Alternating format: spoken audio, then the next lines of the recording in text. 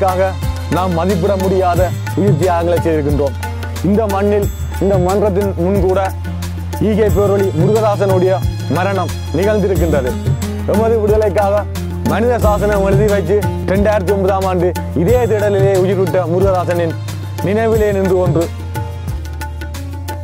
எமது விடுதலையை வென்றெடுப்பதற்கு நாம் எல்லோரும் ஒற்றுமையாக சேர்ந்து நின்று 2009ஆம் ஆண்டு இந்த ஐரோப்பிய நகரங்கள் எல்லாம் எமது குரல் எப்படி ஓங்கி ஒலித்ததோ அதே போன்று இந்த 2013ஆம் ஆண்டிலும் இந்த மன்றத்திற்கு உள்ளே எமது குரல்கள் சேர்ந்து ஓங்கி ஒலிக்க வேண்டும்.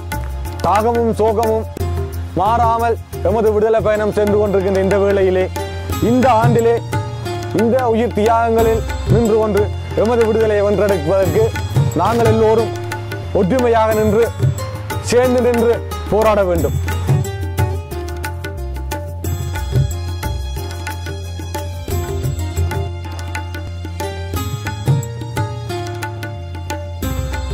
நாங்கள் வீழ பிறந்தவர்கள் அல்ல, வாழ பிறந்தவர்கள். சாதிக்க துணிந்தவர்கள் என்று எரிந்த சாம்பல் மட்டில் இருந்து உயிர் திறந்து கொண்டிருக்கும் எம் பாசத்துக்கும் தேசத்துக்குமான உறவுகளை எங்களுக்கு ஒரு அடையாளம் தந்து, எங்களுக்கு ஒரு இடம் தந்து, எங்களை உலகமெல்லாம் பரவச் செய்து வலிகளின் மடுக்களின் நடுவிலே நின்று அன்று விடியலுக்காக வீழ்ந்து போனவர்களை நெஞ்சிலே நிறுத்தி எம் விடுதலை பயணத்தை நாங்கள் ஆரம்பிப்போம்.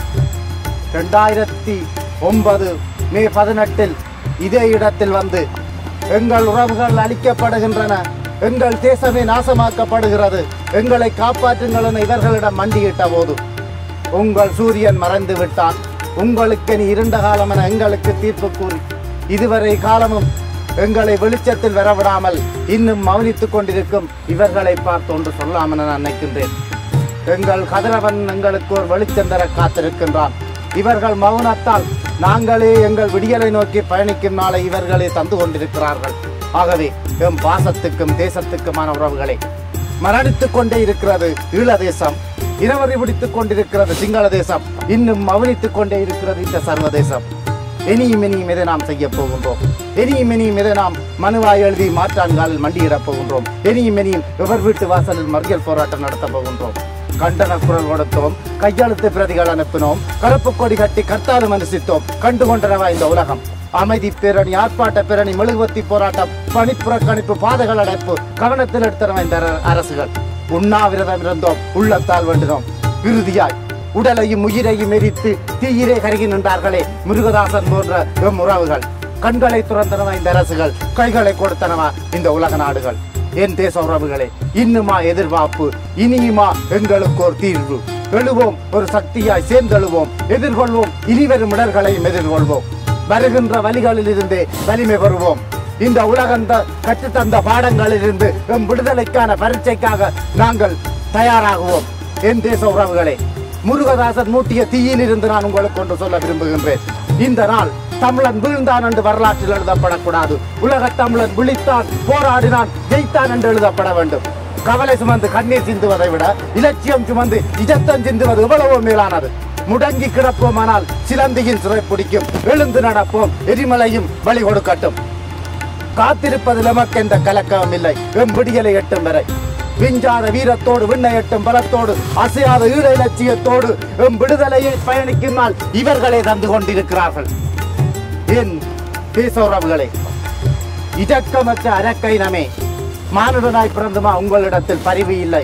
உங்கள் வீரத்தை போரிலே காட்டுங்கள், புணத்திலே காட்டாதீர்கள்.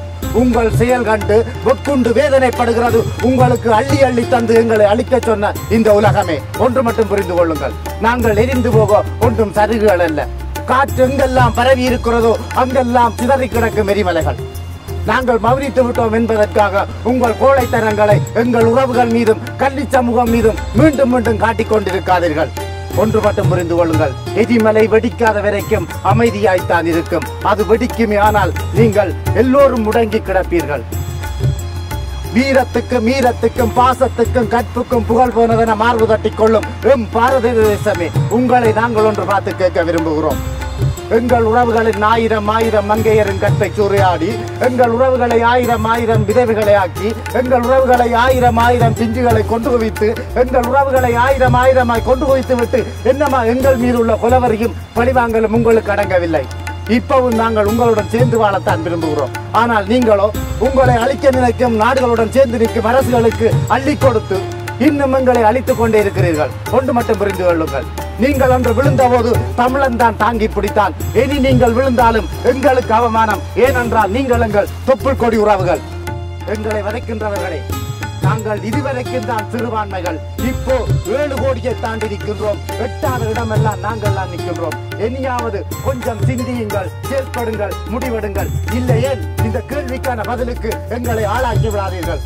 பொங்கு தமிழாய் பொங்கிய நாம், எழுக தமிழாய் எழுந்த நாம், உண்மைக்காக குரல் கொடுத்த நாம், வெல்க தமிழாய் வென்று நின்ற நாம், இன்று வெந்த புண்ணில் வேல் பாய்ந்தது போல் ஒருவர் முகம் ஒருவர் பார்க்காது வேறு திசைகளில் நாம் இன்று பயணிக்கின்றோம். விடுதலைக்காக வீழ்ந்த வீரனின் கனவுகளை நெஞ்சிலே நிறுத்தி சிங்கள தேசத்தை வெல்வதற்கு, சர்வதேசத்தின் அமைதியை வெல்வதற்கும் நாம் எல்லோரும் சேர்ந்து ஓரணியாக தளமாக போராட வேண்டும். இதையே இன்றைய காலம் எமக்கு காட்டி நிற்கின்றது. ஒன்று கூடுவோம் தமிழினமே, பகை வென்று காட்டுவோம் தமிழினமே.